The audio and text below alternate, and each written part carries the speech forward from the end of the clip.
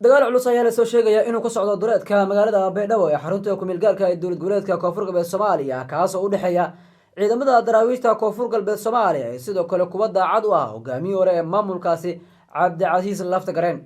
wararka hordhaca ayaa sheegaya in labada dhinac ay isku adeegsanayaan hubkaan nuuciisa ka duwan iyadoo rasaas xooggan laga maqlayo goobaha uu dagaal ka socdo. faahfaahin kala duwan oo la helayo ayaa tilmaamaya in dagaalku uu qarxay kadib markii ciidamada maamulka Koonfur Galbeed ay heleen xog ku saabsan dhaqdhaqaaqyo ciidan oo ka jiray duleedka magaalada Baydhabo. ilo warada deegaanka ayaa sheegaya in iskoormaadku u sababay khasaarooyin isugu jira dhimasho dhaawac inkastoo aan weli si rasmi ah loo xaqiijin tirada rasmiga ee khasaaraha.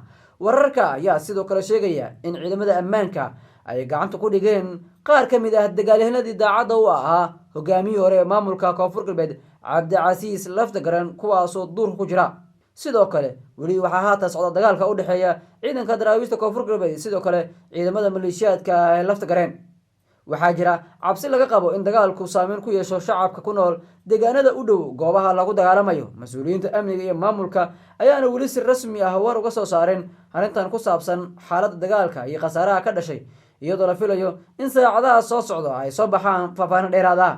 shacabka ayaa loogu baaqay inay ka fogaadaan goobaha dagaalku ka socdaan si loo ilaaliyo badqabka maadaama xaaladdu ay weli tahay mid kacsan oo aan si buuxda loo xakameyn. Koonfur Galbeed dhowaan waxa ay gashay doorasho lagu dooranayo hogaanka maamulkaasi kaas oo noqday gudoomiyihii hore ee baarlamaanka federaalka Soomaaliya Sheekh Aadan Madoobe. maamulkii hore halkaasi ka tirin jiray Cabdicasiis Laftagareen ayaa weli sheegaya inuu yahay hogaamiyaha maamulkaasi sidoo kalena inuusan aqoonsaneen hogaamiyaha dhowaan la doortay.